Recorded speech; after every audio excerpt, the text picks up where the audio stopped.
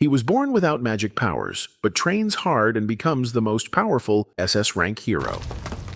Toto is a hero who possesses great skills, but he has one major problem. He is shy and is never able to approach anyone. So when three beautiful girls join his party, his black and white life is filled with colors. But what he doesn't know is that his three beautiful companions are out for his life. How will he survive? Let's find out. It all begins one day when the Demon King feels extra threatened for no reason. He summons his only daughter, Ciel, and gives her the mission to slay one of the many heroes who are after his life. Among all the heroes, one stands out the most, and the Demon King shows Ciel the information of that hero. Ciel assures her dad that she will get the job done and immediately sets out on the mission. But on the inside, she's actually more excited that she will finally get to explore the outside world and starts planning what she would do and what kind of food she'd eat once she gets there. Meanwhile, in the alleys where light doesn't reach, Anemone, a local assassin, gets a hit job from an organization to kill the same hero. But there's a contingency. Anemone must wear a priest outfit while she does it. Anemone refuses the bounty at first, but when the clients increase the reward substantially, she instantly wears the outfit. Somewhere else, Goa is a sadist woman who does gore things to men, and her biggest hobby is to turn the strongest, biggest men into her pets. But recently, she's been getting too bored as none of the men she's encountering are good enough. One of her servants claims to have spotted a perfect pet for her, and that is the same hero the other two girls are after. Speaking of the hero, he approaches three newbie adventurers, emanating his aura, and asks them if they need a strong companion in their team. All of the adventurers there recognize the hero as Toto and start fangirling over him, requesting autographs. Unfortunately, all of this happens inside Toto's head. In reality, Toto never manages to approach anyone without scaring them. He's way too strong, and that is why no one ever wants to get into trouble by getting near him. Toto becomes upset, thinking he's going to have to do a quest all by himself again. But today is his lucky day, as three hot girls approach him at once, asking if they can join his party. They are, of course, the three assassins after Toto's life, who coincidentally approached him at the same time. They don't know each other, but before they can tell one another to stay out of their business, others at the guild approach them, warning them not to get involved with a dangerous guy like him. Goa replies first, stating she belongs solely to the hero, and literally hugs Toto, frying his brain instantly. The hero stops moving. What just happened? Is he dead already? The girls are shocked, but not the others. The regulars here explain that Toto is extremely shy around women and has fainted due to the touch of a woman. Both Goa and Anemone find this information very interesting, but Ciel is the first one to act. Activating her dark magic, she takes control of Toto while he's fainted and flies away with him to dispose of him outside of people's reach. But Goa and Anemone follow her from the ground with the same speed and are kind of glad that Ciel took Toto out of town, as they can use their full power freely. Anemone, whose skill allows her to manifest guns, summons a grenade machine gun and launches several at Ciel, but she manages to shield both herself and Toto using defensive magic. Ciel comes down to deal with Anemone first and secretly activates a summoning circle, but before the two are about to engage, Goa decides to join in as well. In secret, she brings out a concoction that she believes will help her get the upper hand. In the meantime, Ciel asks Anemone what her goal is, and after a verbal exchange, they both realize that they are after the same person's life. Goa steps in, telling both of the girls to talk it out and asking them for a temporary truce. Anemone and Ciel both agree and unsummon their magic. But this is exactly what Goa wanted, as she has used the concoction's perfume to paralyze both of them. Ciel barely manages to speak and tells Goa that she's made a big mistake, because Goa has actually interrupted her summoning circle,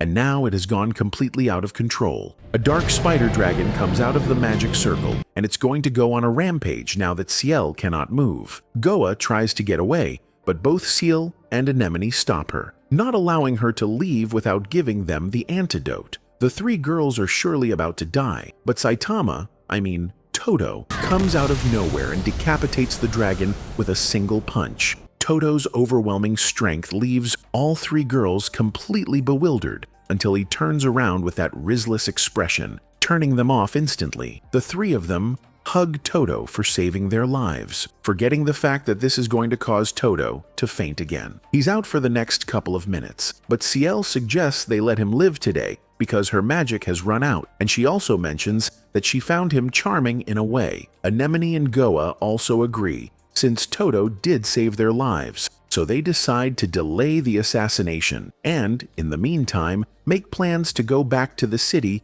to have lunch together. Even though they're acting like they want to be friends, on the inside, they still consider each other foes. Moving on, Toto is back alive, and they're currently having Ciel's favorite dessert. Goa thinks this is the perfect time for all of them to introduce themselves properly. Ciel volunteers, introducing herself as someone who wants to become a maid. Anemone then claims to be a priest who is on a journey to rescue the lost and helpless. Goa introduces herself as a dancer who's just out here for fun. With the girls' introductions coming to an end, Toto wonders what he should say. In his mind, he imagines himself saying something cool, like he's on a mission to defeat the Demon Lord, and that he's going to protect all three of them while doing so. But he just can't get himself to say it. He tries to speak, but his mouth doesn't open, almost as if he's constipated. Still, Goa hugs him for fun's sake and fries his brain out once again. With Toto out cold, the three assassins go back to reintroducing themselves, this time with no lies. Ciel reveals she's on a mission given by her father, the Demon Lord, to hunt Toto. Anemone then reveals she was just handed Toto as her next target. Lastly,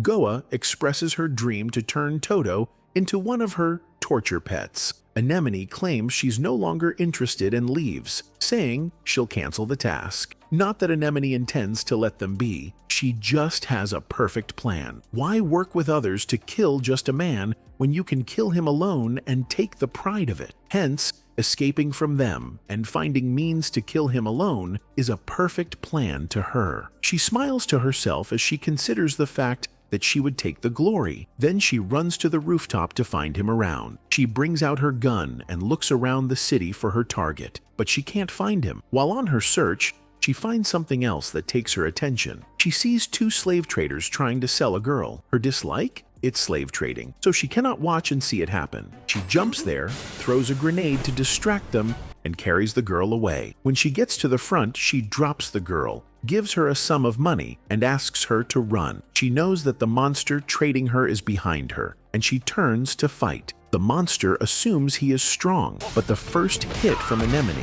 makes him realize she is stronger. He couldn't imagine he would find such a hindrance while trying to trade a slave, but after going head-to-head with her for a minute, he realizes who she is, Anemone, the great assassin whose likes are money and drinks, and who dislikes slave trading. The fight gets severe for Anemone when the monster starts regenerating. As she fights on, Toto comes there and kills the monster with just a hit. She is shocked. She asks him where he came from, and he reminds her he told her earlier that he would do anything to protect them. Well, she didn't expect he would go that far. She doesn't see any reason to continue that conversation, so she throws him a kiss so he can faint again. As he faints, the other two girls come out and laugh at her. They ask her why she didn't kill the monster. Immediately, she targeted the monster, but she reveals if she had killed him in front of the girl, and the girl sees a head flying around her, she will be injured with the scene for the rest of her life. Wow, I have never seen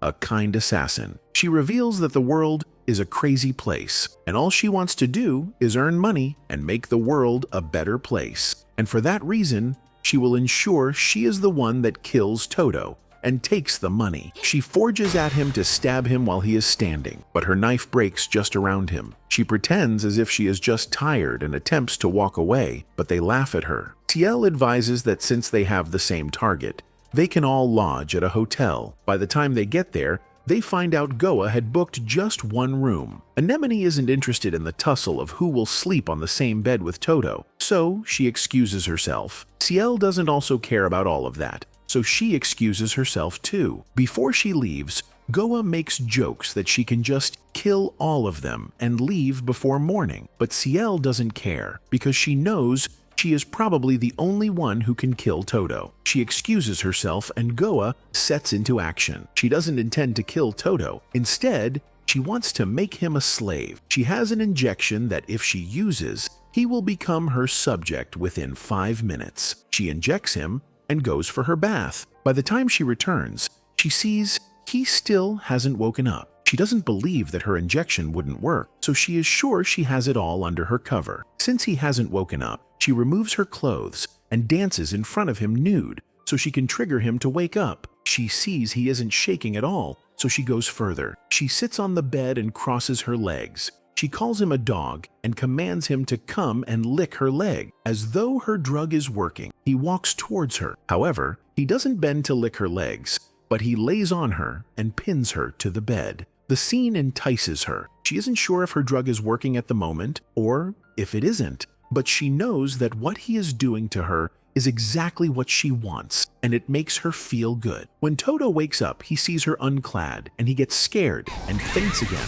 right beside her. The other two girls arrive and laugh at her. Anemone insists that Ciel is a kid who doesn't understand what she just saw, but Ciel insists she isn't a kid. Goa wonders if they aren't scared of her because of what she had just done, but they laugh again. For Anemone, if Goa tries anything funny, she will kill her, while Ciel still believes she is the only one that can kill Toto, so they are no competition to her. Anemone cannot let a child speak to her that way, so they argue and bring out their weapons to fight. Goa controls them, begging them not to wake Toto with their fight. Ciel suggests they end the fight in a big girl manner. She goes to her luggage and brings several snacks and games. Anemone laughs at her for taking all of that along every time, and she reveals that she has never had the opportunity to meet friends and play, and that moment is special to her. She realizes it will make them figure they are important to her, so she quickly retracts her words and says it is nothing. Anemone wishes to be convinced to play with her, so she refuses to join the game. When she sees that they are ready to play as a duo and she will be left out, she shamelessly offers to join, and they let her in. Toto wakes up sometime later and wonders what he has been going through. He insists that it is all a dream, and there is no way 3 beautiful ladies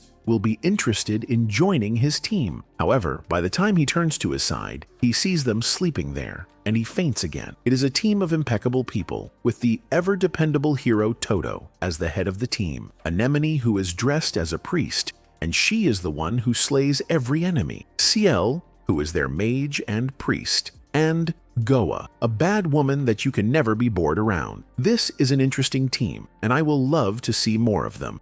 Goa wakes up way later than Anemone and Ciel and gets critiqued by the 2 girls who call her lazy. But Goa, seeing that Toto is lying on the ground, states that Toto is lazier than her, not realizing that Toto's actually been knocked out cold because of their existence. Anemone comments that maybe there isn't any need to assassinate this guy, because if this trope keeps going, the shy hero will ultimately lose all his blood from nosebleeds and die naturally. But none of them want to allow that, so they immediately bring out their weapons to be the one to finish the job. Ciel tells both Goa and Anemone to back off, saying she's the one more deserving because she's the Demon Lord's daughter. Anemone, however, believes she is much more worthy because she holds a 99.99% success rate as an assassin. And lastly, Goa states that as the master of Pleasure Palace, it should be her who takes all the pleasure. As the 3 girls are in a total deadlock, Toto regains consciousness,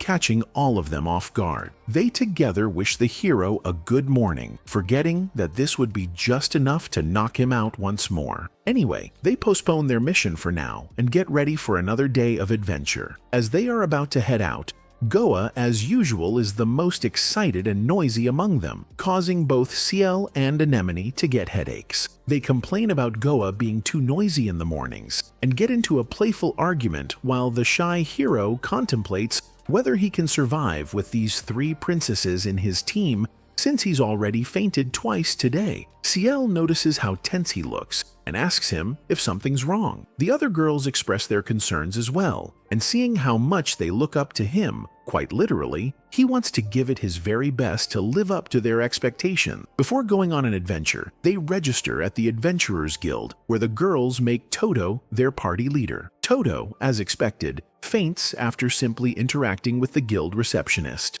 The girls worry for him, and when he regains consciousness, they tell him that now that he's their leader officially, he should start acting like one. The receptionist calls them over, approving them as a party, and now they can officially begin their journey. Before leaving, Goa explains the generic guild quest rules, and since they are newbies, they are currently at rank E and must climb up the ranks to become qualified for any serious missions. Currently, they can only take minor quests like slaying slimes or gathering herbs, but that's too boring, and Ciel wants to get to S rank already, wanting to take some hardcore missions to pass her time. Since there isn't any cheat code to the top, they must work hard and immediately get started. Ciel, at the last second, deliberately hugs Toto and knocks him out, then asks the other girls if they really need to play buddy-buddy and go adventuring together. She reminds them of their goal. And so, the girls get serious once again, but they know they'll end up fighting each other like the previous day, so Anemone suggests a solution. They will each get a day for themselves to assassinate Toto, to which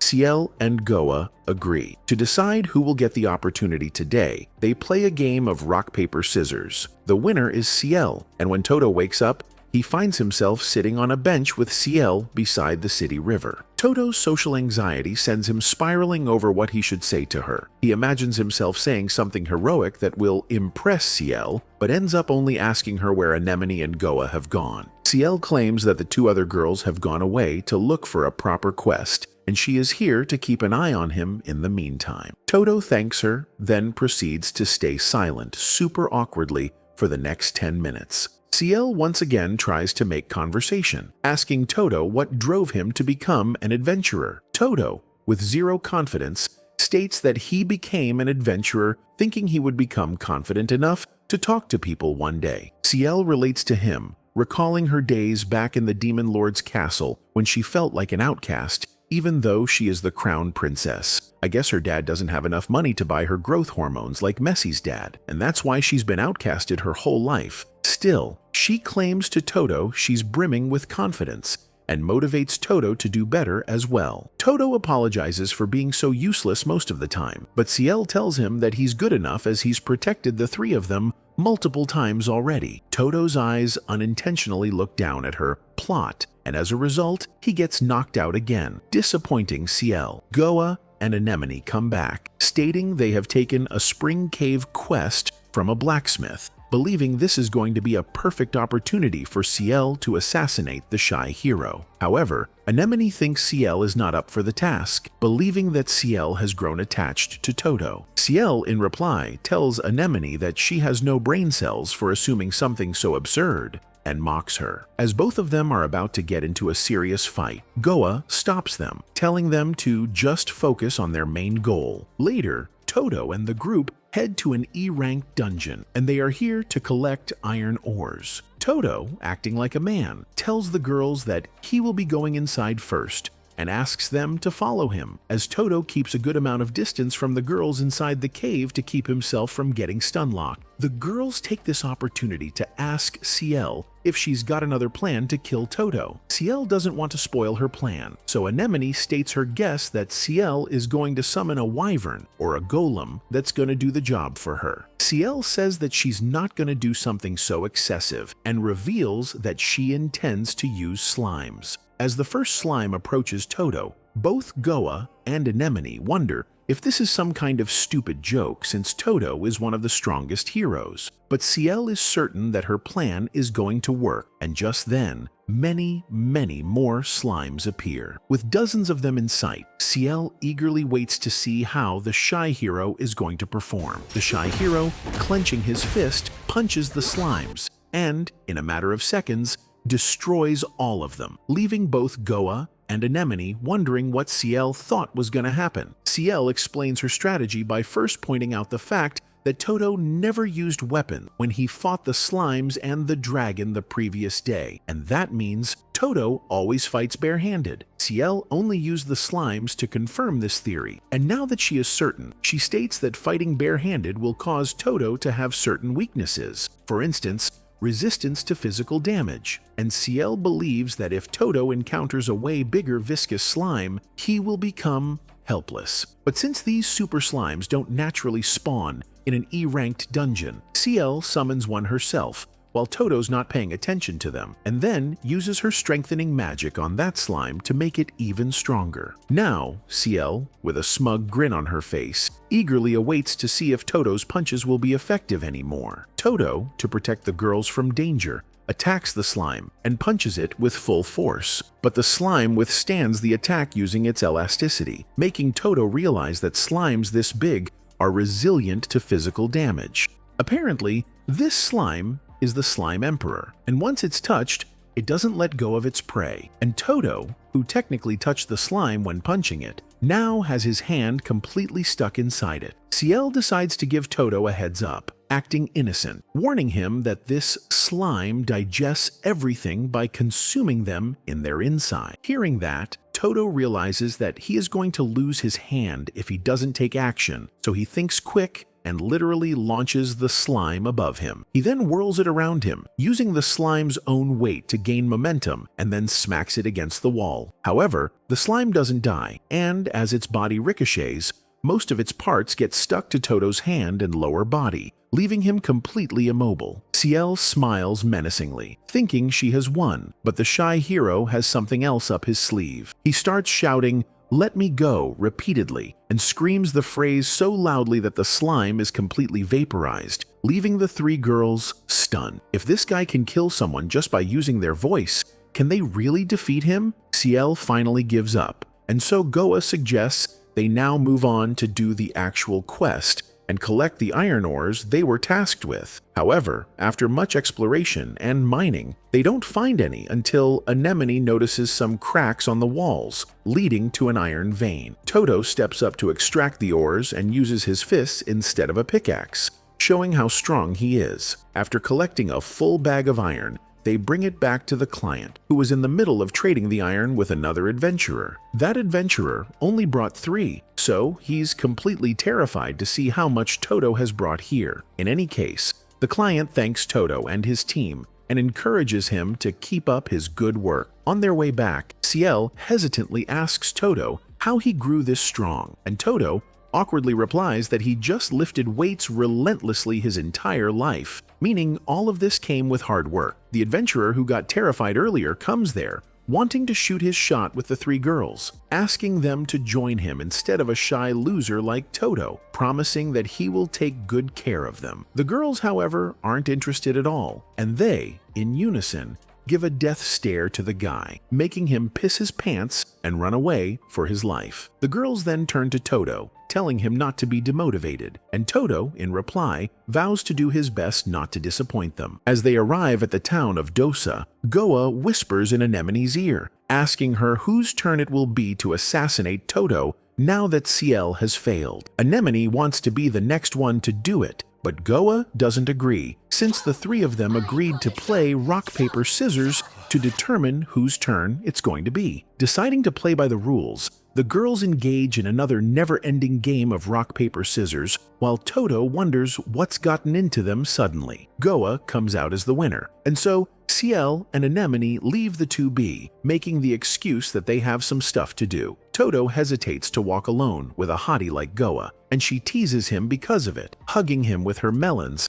and asking if he doesn't like being alone with her. Normally, Toto's system would get completely fried, but it seems he's developed some resistance over time. He's still as shy as ever, and so it takes him forever to tell her that he does like spending time with her. In any case, Goa wants to have lunch together with Toto, and Toto, being delusional as ever, thinks that she wants to go on a date with him. This turns out to be true, as Goa embraces him, telling him that this is indeed going to be a date, and that does the job, knocking out the shy hero unconscious instantly. Once Toto regains consciousness, Goa brings him to a local bar and serves him a drink mixed with one of her sussy concoctions. As Toto drinks up, Goa eagerly waits for the effects to work on Toto, but it doesn't for some reason. As she stares eagerly right into his soul, Toto assumes that she wants him to say something since they are on a date. Toto, as usual, first imagines himself saying something charming and heroic that will make her completely fall in love with him, but of course, he fails. as he makes the expression that makes him look like he's constipated. Goa thinks that her concoction is finally working, but it's just the shy hero being awkward as usual. She can't believe her drug didn't work on Toto, but she doesn't give up yet and gives Toto some grilled meat to eat that's been mixed with drugs that can fry a person's brain with feelings of detachment and paranoia. However, just like before, the drug doesn't work on the seemingly immune shy hero. Goa then feeds him a sandwich that has a drug inside that can send anyone into a coma for at least a week, but just like before, Toto feels nothing, and so Goa accepts her defeat, learning a new fact. Toto is immune to all sorts of status effects. Goa's goal technically isn't to kill Toto, but to make him fall for her, so that she can turn him into her pet. But at this rate, she thinks she is never going to succeed at it. Toto approaches her with some tea, and Goa, desperate, asks him directly if he loves her. Toto almost faints hearing this question, but manages to stay awake and asks Goa why she's asking him something like that. Goa uses her authority, ordering Toto to become her dog, but it doesn't work on Toto, and he tells her that he cannot do something like that. This leaves Goa completely heartbroken, and as her tears drop on her melons, a rather important detail, she realizes how cruel she is. So she requests Toto not to hate her. Toto clarifies, stating that he does want to become her dog, but if he does so, he will no longer be able to protect her. He bites his own hand to turn into a titan? Kidding. It's to stop himself from fainting, and then he tells Goa how much she and the two other girls mean to him, much more than his own life. His bold determination makes Goa happy again, and as she thanks him, calling him her dear hero, he finally reaches his limit and gets knocked out completely. Later, when Toto wakes up, he finds Goa standing before him, and she tells him that they should now go meet up with Ciel and Anemone. Toto notices that there's a flower on top of a bandage where he bit his hand, and Goa explains that this was her little thank you gift for hearing her out. Bro obviously faints again, and when he wakes up, it's almost 7 p.m. They meet up with Ciel and Anemone, and while Ciel takes Toto away to eat some dessert, Anemone stays behind and asks Goa if she failed as well. Goa explains that even though she has failed, she had fun and wants to continue having fun with her shy hero. As she then joins back with Toto, holds his hand, and asks him to share a room with her later tonight. Ciel wonders if Goa went on an actual date with Toto instead of trying to kill him. In any case, the next day, it's Anemone's turn, and this time, Goa proposes that they stick to this order of Ciel, Goa, then Anemone, so that the assassination game stays fair. Anemone agrees with anything because she's certain she's going to put an end to this game today by killing Toto. Ciel doesn't think that's going to happen, so she walks away, deciding to prepare for her turn, which will come the next day. Goa, on the other hand, who knows her concoctions aren't going to work on Toto, seems to have given up on the assassination idea, so she decides to tag along with Ciel and see for herself what Ciel is going to do. Anemone brings Toto to a forest alone on a herb collection quest, making the excuse that Ciel and Goa will stay back at the inn to rest because they have stomach pain. As they reach deep inside the forest, both wonder what they should say as they've been awkwardly walking for the past half hour in silence. Anemone is bad at making small talk, while Toto is nervous because he's never been alone with her, so neither of them knows what to say. While Anemone and Toto are having an awkward day, Ciel and Goa are having a hell of a day. Being the sweet tooth that she is,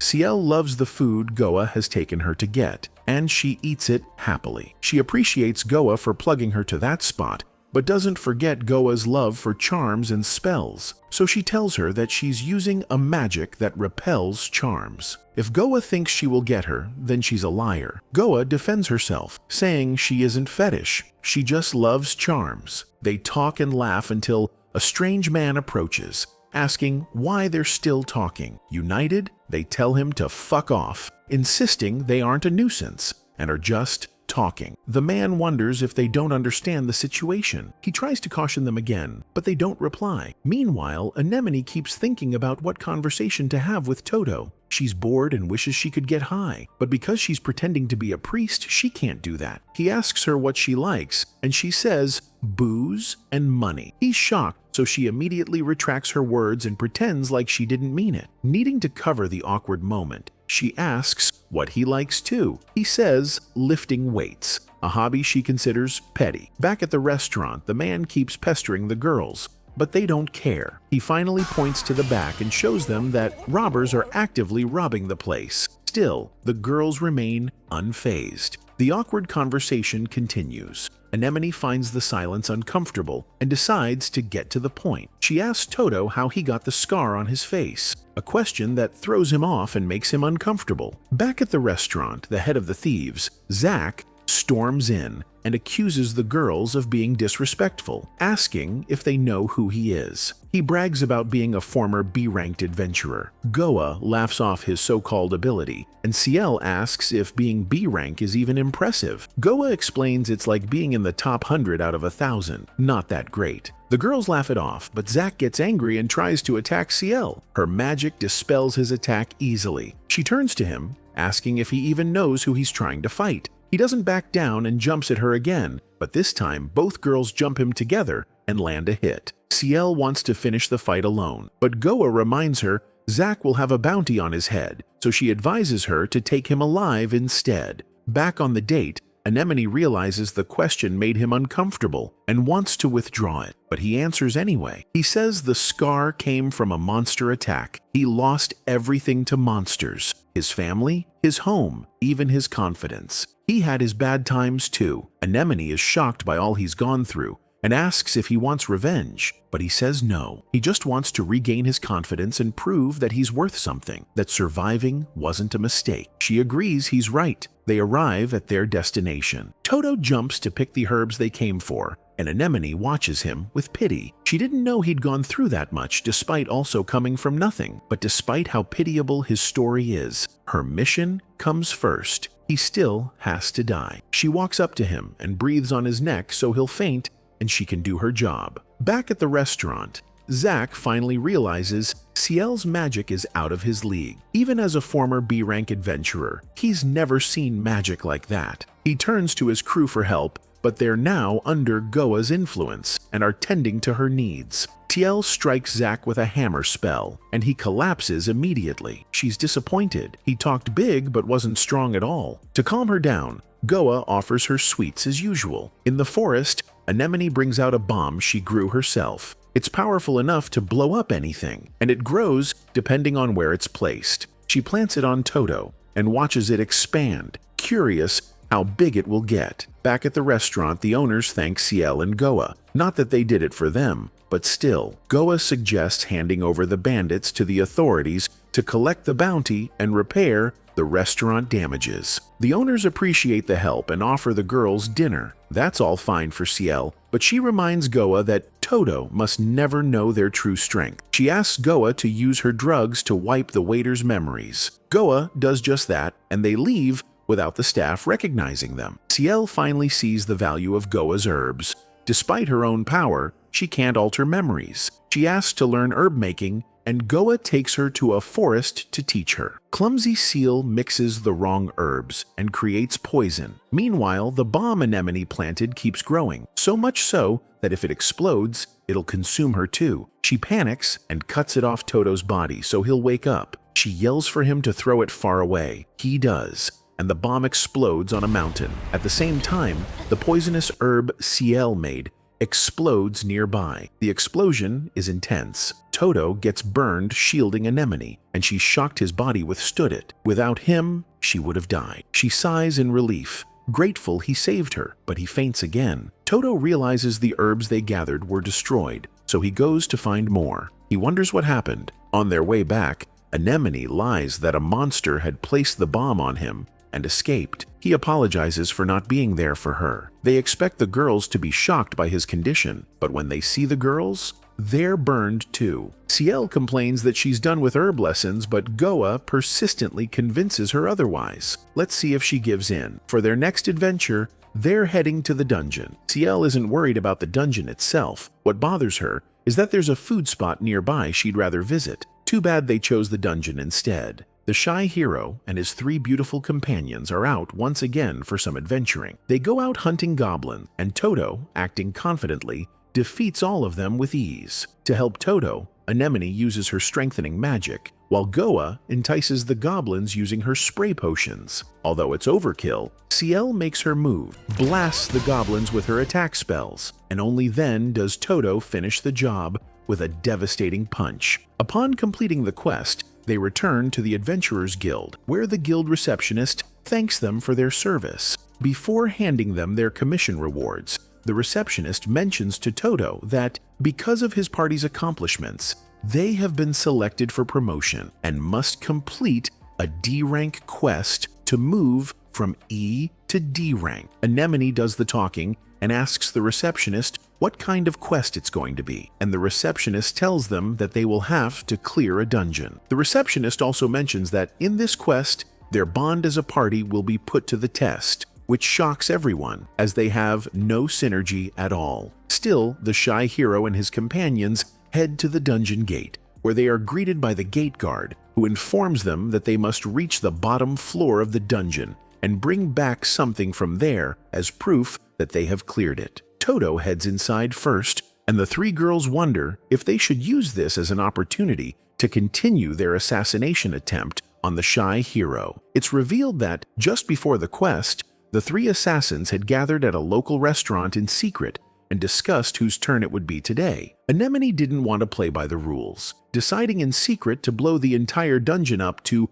unalive Toto, along with the two other girls. Both Ciel and Goa know exactly what Anemone is thinking, and they too decide that, if push comes to shove, they will betray each other. So they try to pretend they are calling a truce and will do the guild promotion quest peacefully, when actually all three of them have decided to kill Toto that day. Back in the present, the group comes across a door in the dungeon that has a crest beside it, stating that the room ahead is the Room of Sacrifice and will be the first trial for them. To unlock this room, the party needs to offer their magic and stamina. Reading it, Goa assumes that a mage and an attacker need to work together to do so. Since Ciel is a mage, she places her hand inside the demon head statue, and it drains her energy. Next, Toto places his hand, and it consumes his stamina. With the conditions fulfilled, the door opens. Once they enter the dungeon trial room, Toto can't help but wonder how weak he's suddenly become, realizing that the door must have drained most of his stamina. He wonders if Ciel lost a lot of her magic power as well, but in Ciel's case, she reveals to us with a menacing grin that she was the one who placed another spell inside the statue's mouth that caused Toto to lose most of his stamina. She thinks this is the perfect time to attack, now that Toto is feeling weak, but Anemone ruins her plan, healing Toto just as Ciel is about to attack him. Anemone, of course, did so to prevent Ciel from getting ahead, and Goa whispers to Ciel that she's being too obvious, emanating her bloodlust. Goa also reminds Ciel that they called a truce and are not supposed to attack Toto today, so if she tries to attack him again, they will get in her way. Anemone, from a distance, sticks her tongue out at Ciel and mocks her, causing her to become angry. But just as Toto turns around to see what the fuss is about, they act like they are just playing. Shortly after, they enter a hallway that is in flames, the second trial room, called the Room of Raging Fire. The task to clear this room is to get to the other side, and Toto wonders how he is going to cross this blazing fire without getting hurt. Anemone, on the other hand, sneakily plans to plant a bomb somewhere, as the fire can double her bomb's strength. So, she tells the group that she needs to go somewhere to apply some makeup, but Ciel sees through her deception and immediately blows away all of the fire using her wind magic, completely ruining her plans. Now that this trial is over, they head to the next trial room, called the Room of Frenzy. To clear this room, they must eliminate all of the monsters inside, which are hidden in the dense miasma. Toto heads in first, followed by the others, but Goa stays behind and opens up the cap of one of her hallucination drugs. She knows that Toto is immune to all status effects, but still believes that her drug will work on at least the two girls so that they can't interfere with her plans. However, the girls remain unaffected because Ciel has been guarding herself with a protection spell, while Anemone reveals that she's developed immunity to these effects over time due to Goa's constant use of the drugs. Toto, in the meantime, finds the exit door, ruining Goa's assassination attempt as well. The three girls grow frustrated as each of them keeps getting in the way of the others, so they decide to take each other out first before targeting Toto. Once they enter the next room, it leads to three other rooms. Anemone sees the first door, which says it leads to the room of treasure, and being obsessed with treasure, she asks Toto to come with her. Nobody agrees to go to that room though, and Ciel suggests they enter the room of glory instead. However, Goa doesn't care about either treasure or glory. She tells Toto to come with her to the room of pleasure, wanting to feel kimochi together. Toto, finding himself in a dilemma where he must choose only one of them, finally realizes that this is the final trial that will test their party's bond. As he remains deadlocked, the girls suggest they fight each other, and the winner will get to choose which room they enter. Toto wants to stop the girls, but he's terrible at communicating, so he wonders how he is going to resolve this matter. That's when he recalls the guard saying they must reach the bottom floor of the dungeon to clear it. Since none of the doors leads downstairs, he realizes that the bottom floor must be below them, so he punches the ground beneath their feet. Hitting the ground was a great attempt from Toto. They all fall into the last floor, which is the exact purpose of their mission. The girls wonder what is happening and how that happened, and before they can fully examine the entire situation, an older man comes out and speaks to them. He congratulates them for finding their way and ensuring they got to the last floor, also commending them for not taking the wrong door. The older man is Lightning Leg B, and he is their final fight. To win, they have to strike him, and he will give them the evidence they want. The girls turn to Toto to know if he had done that intentionally, and Toto, who is still stuck inside the trees on the ground floor, struggles to get himself out. He admits that he got concerned seeing the way the girls were fighting, and he didn't want them to have a disagreement. They call him a fool, but Mr. Lightning Leg B doesn't even give them an opportunity to bond. He keeps talking, and when he comments that they are all pretty girls, and Toto is lucky to have them together in that place, the girls lose it. Each of them brags that she wants the honor of killing him herself. However, Toto has felt useless throughout the entire fight. He offers to fight the older man himself so they can see he would protect them. They sit back and watch him as he fights, while the older man thinks Toto is just stupid for believing he can defeat him alone. The older man has speed. He runs and attacks Toto so swiftly that his body can't even be seen in the wind surrounding him. But Toto is smart enough to grab his leg during one of those attacks. They go head to head for a minute, and the girls realize that the man is actually on par with them in battle. Goa has a suggestion and whispers it to the others, and they all agree to her idea. They stand up and offer to help Toto in the fight. I really wonder what those kids are planning. They claim they don't want him to take the honor alone, so each of them wields her power against the older man, and they cast a reinforcement magic spell. Toto is glad they've helped him. As the man attempts to strike Toto, Toto kicks him, and the man falls. Their evidence drops from the top of the room, and they find themselves at the door of the dungeon for their new party card. They've been promoted to a D-ranked party, but the girls don't care. Instead, they brag about the fact that they've shown everyone that they bond well and can win together. Toto reveals that at a point in the dungeon, specifically when they were all arguing about which door to take, he got concerned that they were no longer united. He was scared they'd lose their bond. The girls hypocritically hug themselves, claiming they were only under a spell, and sincerely, they like each other and will do anything to bond well. This makes Toto feel better. To reassure him even more, they continue their trip holding hands and pretending. When they reach the middle of the road, they get tired of pretending and begin to fight again. They all accuse each other of jeopardizing their plans to kill Toto in the dungeon, but they also remember their earlier decision not to fight or kill in that place. Before the argument escalates, Toto's stomach growls from hunger, which calls their attention back. He is hungry, and Goa suggests they could use the opportunity to celebrate their new promotion. So they decide to go out. They arrive at the restaurant and toast to their new bond. Not that the bond really exists. Toto quickly gulps his drink down, and Goa can't help but notice that he's a good drinker. She compliments him for his drinking skills, but he knows he's just drinking a lot to avoid fainting, not that he won't eventually faint. For the next hour, all of them drink happily, except Ciel, who doesn't think she's safe enough with them to drink that much. After an hour, Toto has fainted, and Goa is enjoying her time touching and playing with him. Anemone also gets a little tipsy, so she holds Ciel and admits that she's never been lucky enough to have a sister, and she likes being with Ciel. Ciel, who isn't drunk, warns Anemone to leave her alone. They try to convince her to drink, but she refuses. Goa knows the best way to get to her is by offering something she'd like, so she orders another drink for her. Ciel lets her guard down and drinks happily. Within the next hour, she joins them and becomes drunk. She jumps all over the fainted Toto and starts calling Anemone her big sister. When Goa sees that they are all drunk, she tries to get them to fight, but she quickly realizes they aren't too drunk to fight. They can still fight. She immediately retracts her words and starts talking about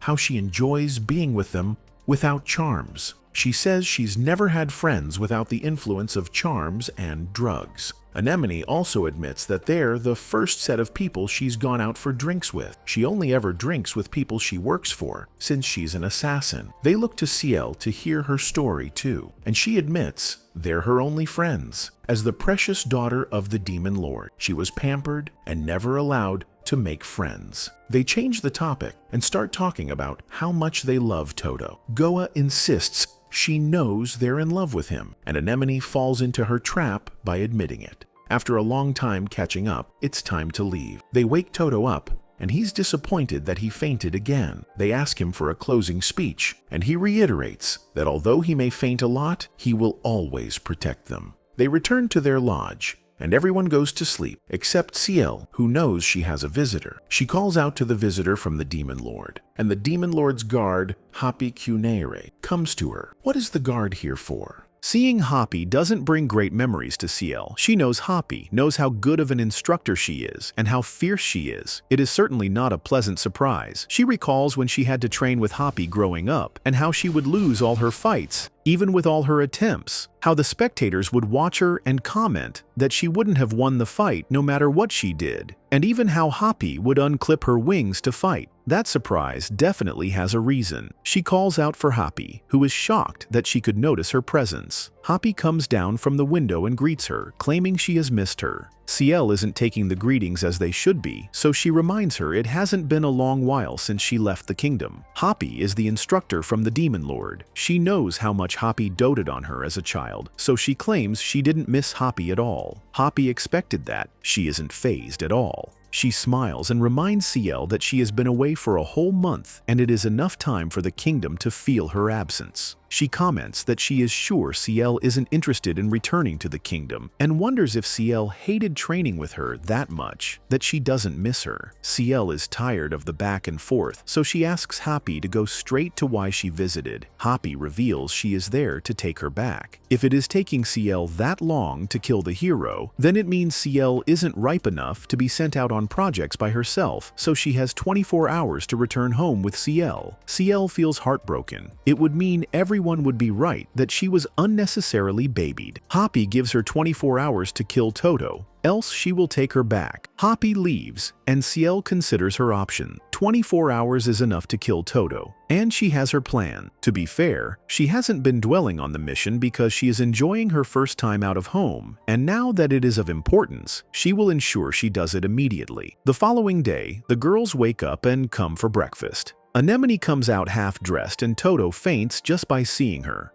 Goa teases her that she intentionally made Toto faint, and she wonders why he fainted seeing her since Goa is always half-dressed too. Goa teases her again, reminding her that she is always half-dressed, but Anemone is also dressed like a priest, so it was surprising to see her half-dressed. The back and forth continues, but Ciel doesn't interfere. Goa notices she is different and asks what is wrong. She looks at them with no care and reminds them that she knows they had a good time the day before, but she wants to remind them that their good time is a different issue and they are still enemies. Her mission is to kill Toto, and she will kill them alongside Toto if she needs to. Anemone calls her a small fry because she knows there is barely anything she can do. By the time they are done with their conversation, Toto wakes. They ask him what they should do for the day, but he doesn't know. However, since they are now D-ranked adventurers, they should take tasks. Goa suggests that they shouldn't go for baby tasks and instead take tasks like clearing dungeons and killing monsters.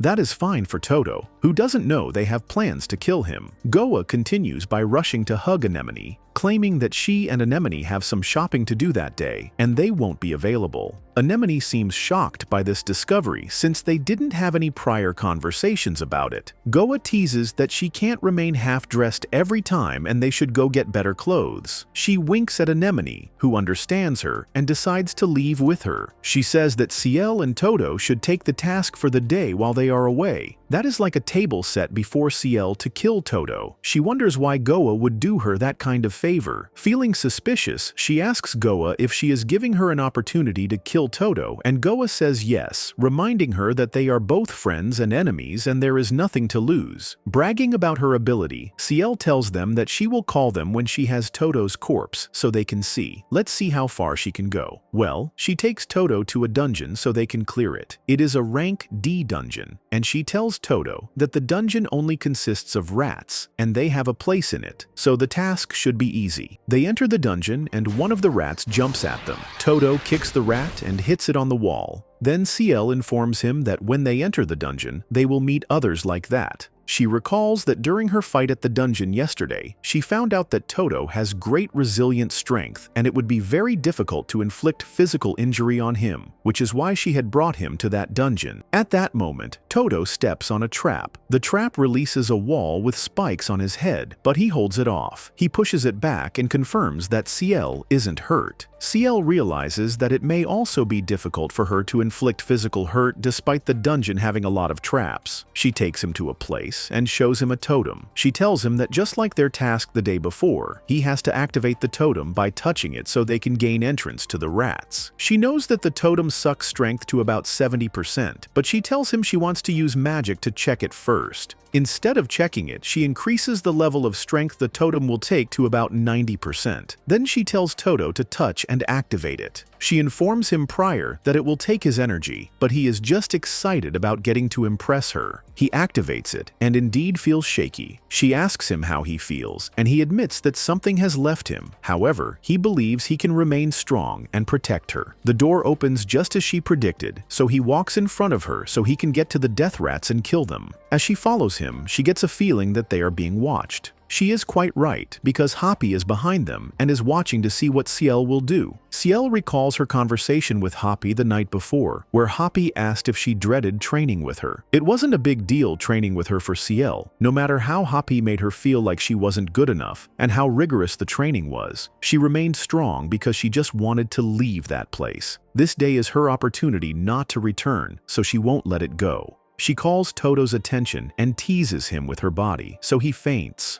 At that moment, she recalls all she had to go through from her fellow demons, how they insulted her, told her she was only in the Demon Lord competition because of her father, called her defective, told her she was good for nothing and only pretending to be reading even when she wasn't learning anything. She had grown up hearing all of these, and she can't return to them again. She activates her Demon Lord power and brings out her weapon. She closes her eyes to the memories she had with Toto and throws the sword at him. And for the first time, she is able to physically injure Toto. She is glad she could do that, and figures if she achieves that a second time, she will be able to kill him. As she sets out for the second attack, she sees Anemone and Goa's faces, how they played together. She closes her eyes to that and attacks, but changes her mind and hits the death rats instead. Toto wakes up and sees the injury on him. She lies that it was the death rats and offers to cast healing magic on him. As she does that, he feels bad that he couldn't protect her, while she also wonders why she didn't kill him despite having the opportunity, and also why she had seen the girl's faces in that dire moment. Suddenly, Toto holds his fist for an attack. She is scared, wondering if he has figured out who attacked him, but she is wrong. He just wants to fight the death rats. They are surrounded by death rats, so they both fight and successfully return home to Anemone and Goa, who are actually waiting for them. When they see the sign of injury on Toto's body, They are shocked.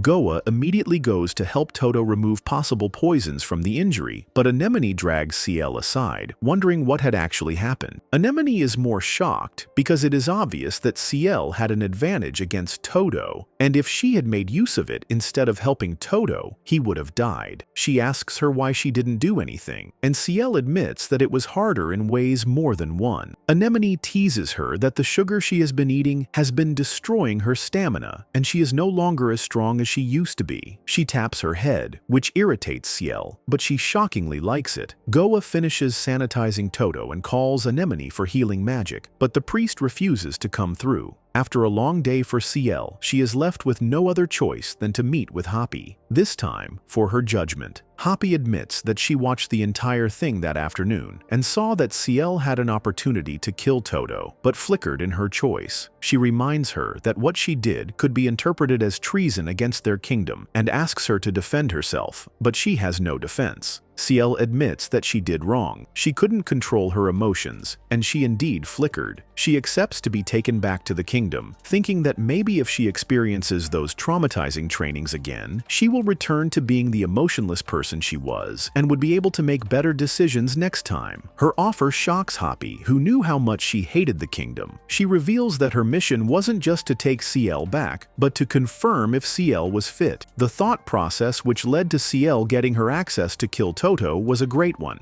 The fact that Ciel could also use her healing power to heal Toto also showed she had grown in her demon power. The ability to make decisions that are smart are keys that show she is capable of staying independent, and as a result, she is commanding that Ciel remains there and gets her mission completed. Ciel is glad. Hoppy further comments that she saw Ciel's interaction with the other girls, and it makes her feel good. She also comments that she thinks Ciel is in love with Toto, and that she fantasizes about a forbidden love, but Ciel screams at her, telling her that it is impossible. Hoppy flies away, smiling happily that Ciel now has friends. She recalls how she had always advised Ciel that making friends and being friendly is one of the traits of a demon lord, and that she has to be friendly, but Ciel would always refuse, wondering if those people who gossip behind her back are also good selections for the position. Ciel kept to herself, always in the kingdom, and she only smiled with people she was close with, so seeing her in that way makes Hoppy happy. The following day, Anemone comes out looking great, and Toto faints again. Goa teases her, and this time, Ciel interferes and says that Anemone doesn't look that good, and Toto is just weak. They both look at her, happy that she is cheerful that day. She wonders if the difference in her mood was so obvious the day before, and they tell her yes, even telling her that Toto noticed her mood the day before and even asked Goa about it. Goa reminds her they are both rivals and friends, so if she has any issue, she should tell them. Goa wakes Toto up with the information that Ciel is fine, and they think of what they should do that day. Goa suggests that they go for a trip. She says they will be camping together, and hearing that almost makes Toto faint, but he controls it. Goa needs time to speak with the girls, so she taps him to faint, and they all laugh about it. If there is someone that is quite excited about this excursion, it is none other than Goa. She wakes that morning with joy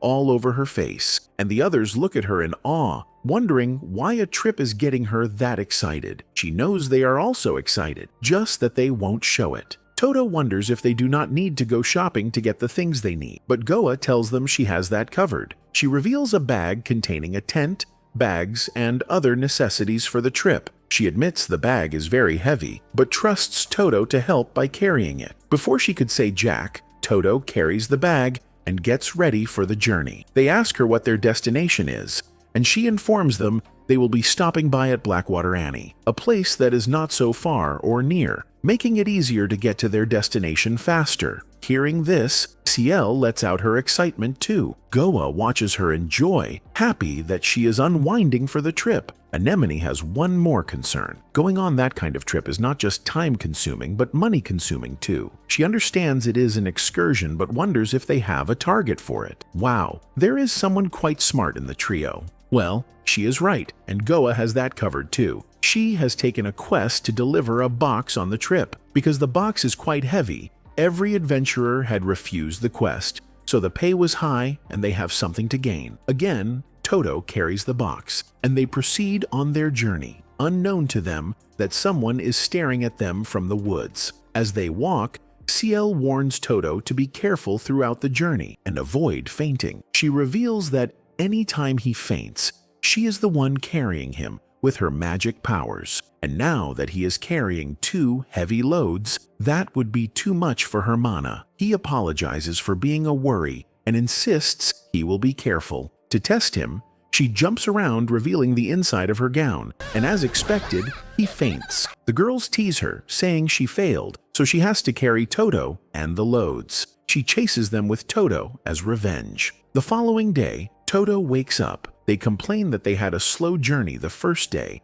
and have to walk faster today. Toto apologizes, saying he was the one who made the journey slow, but Ciel, who knew she caused it, tells him not to apologize. As they discuss, Anemone feels down because she needs to take a cigarette. Toto notices her and assumes she is tired, so they should rest, but she says no. She wonders if she could take a restroom break so she can take what she wants, but also wonders if it is too early. Ciel figures out what she wants and mentions it, one person down for her. Since all she has to do is make Toto black out, she touches him and he faints so she can get her smoke break. The others scream at her for delaying their journey, but what can they do? After the smoke break, Toto wakes up and they sit for rest. Goa complains that their journey has been moving at a very slow pace, and Toto, assuming he is the cause, apologizes, but it isn't to worry. Ciel makes marshmallows, and shockingly, they taste great. Excitedly, she screams at Toto and Ciel to take a bite, and Anemone looks at her, wondering why she is that happy. They all take bites of the meal, laughing about how great it tastes.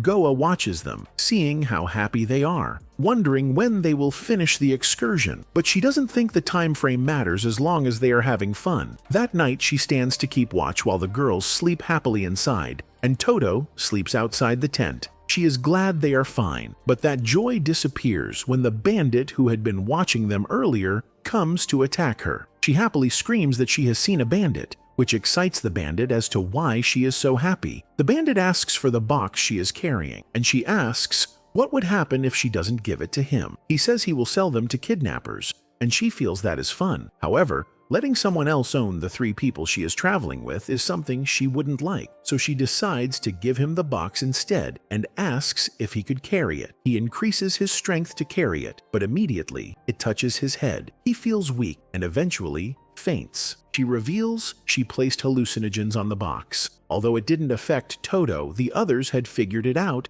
and now they are conscious. She says she would never allow anyone to take the party from her because they are hers to play with. She has fun with the bandit boy that night, and in the morning, she wakes the others. Toto feels bad for sleeping all night without changing shifts with Goa. If only he knew Goa had her own fun with a boy behind the tree. She tells him not to worry, and they proceed on the trip. She tells them that after the forest, they will reach a city where they can rest. Toto's stomach growls, and Ciel notices it. Unfortunately, they no longer have enough meals. Goa suggests stopping to get fish but complains that she kept watch alone and is too tired. Anemone also reminds them she is a priest and can't kill livestock, leaving only Ciel and Toto to hunt. Ciel hates the idea but has no choice, so she goes to the river with Toto. She sings under her breath, making Toto wonder if it is fun for her, but she says no. Although the trip is fun, she will never forget her mission, to kill the hero. She is bored of sitting there without catching fish. It is no longer exciting or fun, although she thought it would be initially. Toto realizes her issue is that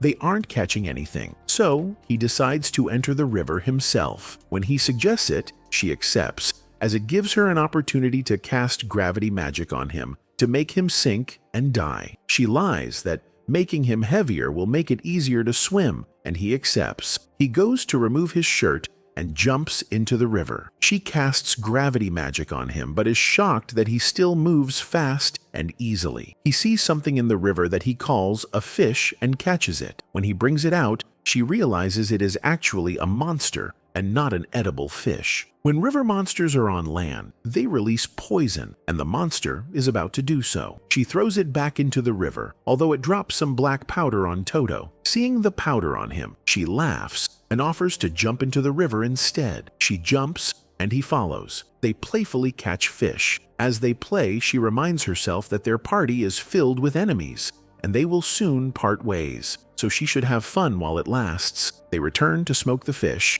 and the others comment on how they missed eating fish. They realize she has never eaten one before and offer her one. She recalls why she never ate such things before. It was because she was trained as a princess. She only ate refined foods, and they even warned her not to eat with her mouth open or make noises, as it was improper. Now that she is out of that world, she plans to break all rules, so she eats the fish with her mouth open, making noises. The next day, they arrive at Ani. Goa offers to deliver the box with Toto and asks Ciel and Anemone to shop in the city. They wonder why she wants them to shop for clothes, knowing she is cunning, but she tells them the town is known for great wares. Anemone's target isn't clothes, so she goes smoking. Goa delivers the box and gets the money. The store owner appreciates them for taking the quest, admitting that others rejected it because of its size. She reveals they order such things from a neighboring village, but don't know why that village has been unreachable lately. During their break, Ciel reminds Anemone it is her turn to try killing Toto and asks if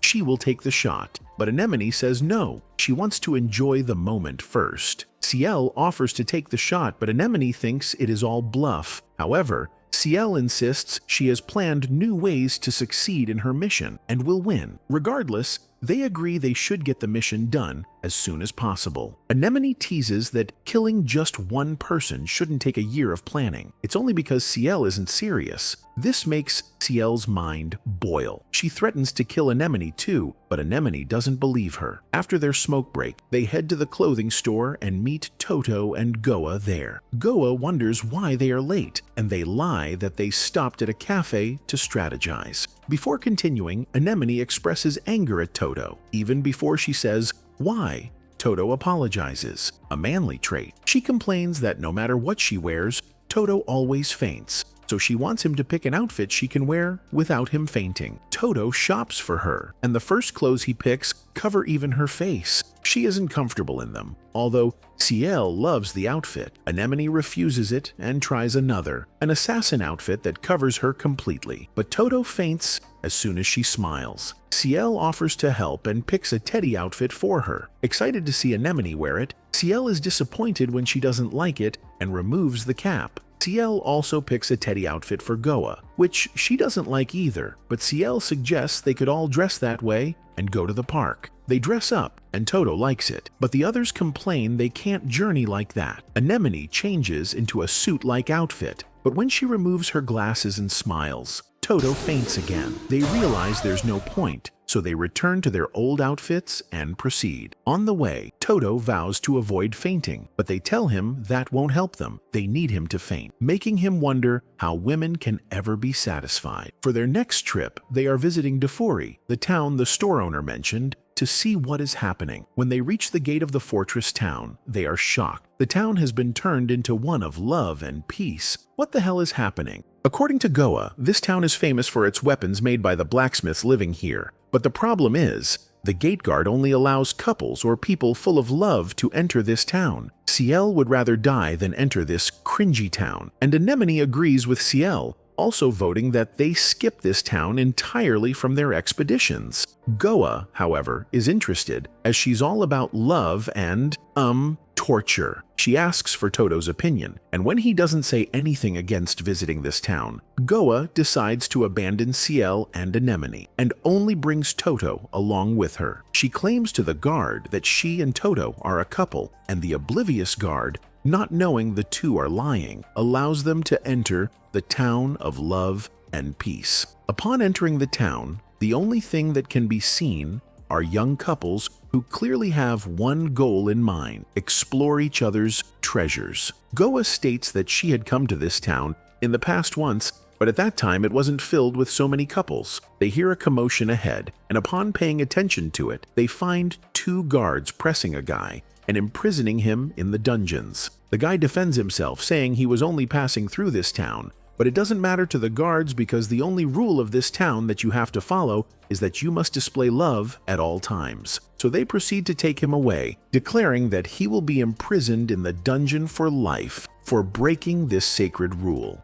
Toto finds this behavior very strange, and as he glares at the guards, they notice it and interrogate him, asking if he has enough love in him. To avoid getting imprisoned by offending the guards, Goa hugs Toto, claiming that they are lovey-doveys and have just gotten married. Toto, on the other hand, bites his lips to stay awake until the guard leaves, and Goa commends him for managing to resist getting knocked out. Toto wipes his face before turning to Goa and telling her that he will protect her from any danger, and hearing that puts a smile on Goa's face. She wonders what they should do now and plans to visit the Adventurers Guild next to learn more about the weirdness of this town. But what they don't know is that a cloaked kid is around a corner, eavesdropping on their conversation, and most likely up to no good. Anyway, when the two arrive at the Adventurers Guild, the eccentric receptionist welcomes them, and not only she but all of the adventurers here are all about love and smooches as well. In any case, Goa asks the receptionist if there has been something weird going on recently, and the receptionist, in response, claims that nothing's been out of the ordinary at all. Goa then inquires about guild commission, and the receptionist, acting like a total NPC, says no one here does guild commissions as none of them are required to leave this town anymore. Goa asks the receptionist to explain, so the receptionist elaborates, stating that this town is already filled with love and peace, and so it needs nothing else. Judging from her expression though, she looks like she's been bewitched, and both Toto and Goa also notice that something's just not right with these whack-jobs' facial expressions. They come back to the center of the town, and after looking around for a couple of minutes, Goa figures out that the people here have fallen under mass hypnosis. The only reason she managed to deduce that is because she herself has a similar skill, but she doesn't bother sharing that detail with Toto. Toto wonders what the objective of the culprit is, and Goa suspects that the culprit might be a monster that took control of this town by placing everyone here under mass hypnosis. As to what its end goal might be, can only be figured out if they investigate further, so they both get into detective mode and decide to investigate this town together. The kid from before, eavesdropping on their conversation once again, confirms that these two haven't been hypnotized. He tells them that he wants to discuss this topic with them, but first brings them inside an abandoned house so that no one can hear them. Confirming that no one can hear them, the kid first introduces himself as Tim, before begging the hero and his companion to save this town. The kid explains that a few weeks ago, a new minister took over the castle, and ever since then, the people of this town started to act weirdly. The ones who acted normally were sent to the dungeons by the guards, and the kid's parents were imprisoned as well. The kid once again begs the hero to save them, mentioning that he doesn't have anything to offer in return. But he doesn't need to, because Toto is going to save everyone anyway, as that is what his job is as a hero. After assuring the kid that he will save the people of this town, Toto and Goa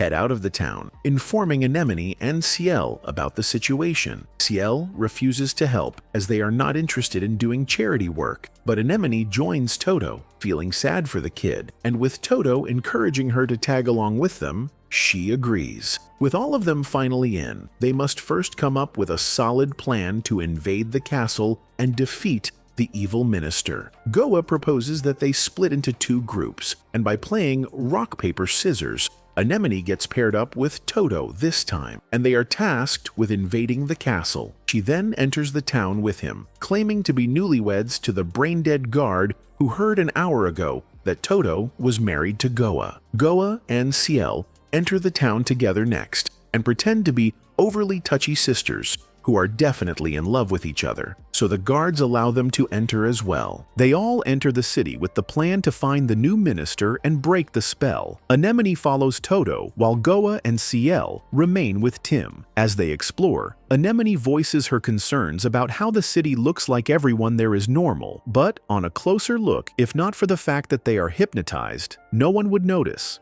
She wonders what could be happening and considers whether they might also be affected. Suddenly, a few villagers come to meet them and offer them a love drink. Taking a drink in a place like that would certainly be a recipe for disaster, so they refuse. However, the villagers' expressions change against them, and they accuse them of not being in love, knowing they would be arrested if it is discovered they aren't lovers. Toto quickly holds Anemone and tells them they are newlyweds, but had just eaten. He excuses them after the villagers release them. When they get to a hideout, he apologizes to Anemone for holding her, but she knows he did it only to save them. She notices he is bleeding, and he reveals he is trying to injure himself so he won't faint. She offers to heal him, but before she finishes, they meet two other villagers who claim that since they aren't hungry, they should do the love exercise and love games. They have no excuse to refuse, so they reluctantly agree. They go and do the exercises until they can eventually escape from that place. By the time they reach the castle, Toto looks visibly hurt and tired. Anemone comments that he didn't even look that washed up in the dungeon,